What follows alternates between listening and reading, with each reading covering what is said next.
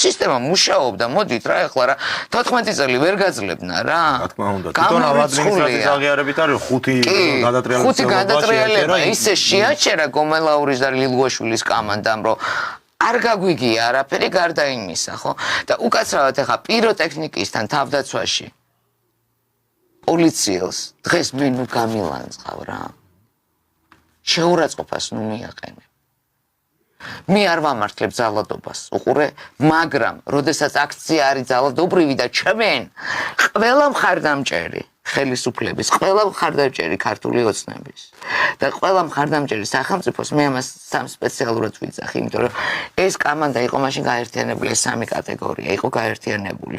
იმდენად დამცირებული და იმდენად გადაუარეს ქართულ პოლიციას მაშინ. და მე მიმაჩნია, აი, ხმამაღლა ვიტყვი რა. მე არ ვიცი მართლა ამ ბიჭებმა სცემეს თუ არა. მე ვგმობ ძალადობას. ამას მე ვიმეორებ და ვიტყვი ყოველთვის. მაგრამ ამ ბიჭების, სპეცნაზის ბიჭების დაჭერა მე მიმაჩნია ძალიან დიდ შეცდომად. ეს პირდაპირ დაარტყავს პოლიციას უყურე ხვალ უკვე სახელმწიფოს ზღვარზე რომ დადგეს და ვიღაცა გარემტერმა შენ შემოგისიოს, შენი შიდა მტრები პოლიციელი უკვე თავს რისკის ქვეშ აღარ და რა თქმა უნდა ეს შეფასება მქონდა მე სხვათა შორის და Facebook-ზე არაერთგვაროვანი ანუ იყო პოზიციები რომ ვინც დამეთანხმა მაგრამ იყო კრიტიკული პოზიციებიც რომ შენ რა ძალადობას ამართლებ და არ უნდა დაისაჯოს თუ დამნაშა ამაზე ხო არ არის ამ შემთხვევაში ლაპარაკი აი ხვალ ზეგრო იგივე მდგომარეობის წინაშე დადგეს სახელმწიფო და დიდი შანსი გვაქვს რომ დადგება მოდი ხო აი ეს კითხვა მქონდა ესენი თვლიან თუ არ ვიცი რატო თვლიან რომ გადააგდეს ის კრიზისები აღარ მოხდება ქუჩაში აღარ გაიმართება პროტესტი აღარ ექნება ამ პროტესტს მწვავე ფორმები თუ აი რა აძლევთ იმისი თქმის საფუძველს ხვალ ისევ რომ დაჭირდებათ ამ ძალოვანი უწყებების დახმარებამ და მხარდაჭერა რომლებიც მათ სკამებს იცავდნენ ეხა რეალურად რო ვთქვათ და მათი სკამები გადაარჩინეს პირველ რიგში ამ ხალხმა რა თქმა უნდა პირველ აქ საუბარი არის იმაზე რომ სახელმწიფო იმიტომ გავაერთიანეს სახელმწიფო პარტიის მხარდაჭერები და ხელისუფლების მხარდაჭერები ვის რა მოტივაცია ხო ყველას კარგად გვესმის ეხა რომ იქ პარლამენტის შენობაზე შტურმზე რო ლაპარაკობს ამჟამინდელი ადმინისტრაცია საკუთარ სკამებზე აქვს საუბარი და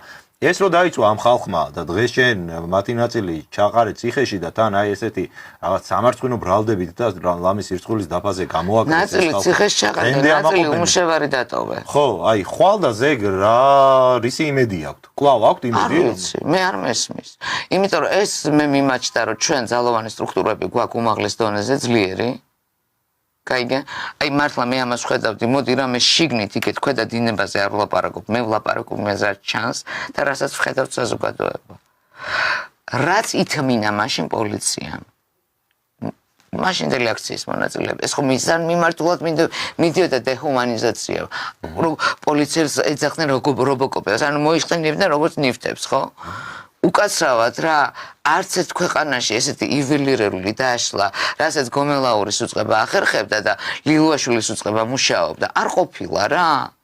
მოდით შევთანხმდეთ.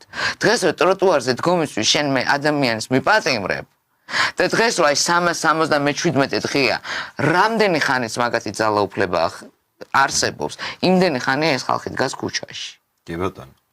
შეგვიძლია ესე პარალელი გავაკეთოთ რა. ეს უკვე იცი რა არის. ხანდახან მე მეგონა რომ ეს იყო შეთანხმებული. აი არ ვიცი, მე გეუბნები ჩემ ეჭვებს. ფანტაზიას, რომ აი ბიჭო, კაი 377 დღე 295. აი აზრი მითხარე ან ერთის ან მეორეს. ვერ ვხედავ გესმის აი ჩამოშლას ამაში ვხედავ ზუსტად. მე თუ გუშინ დარწმუნებული ვიყავი რომ ჩემ ქვეყანაში არის ძალოვანი სისტემა რომელიც ჩემ უსაფრთხოებას იცავს დღეს მე ვხედავ რომ ძალოვანი სისტემას თავისი უსაფრთხოება აქვს დასაცავი და ის მე როგორ დამიცავს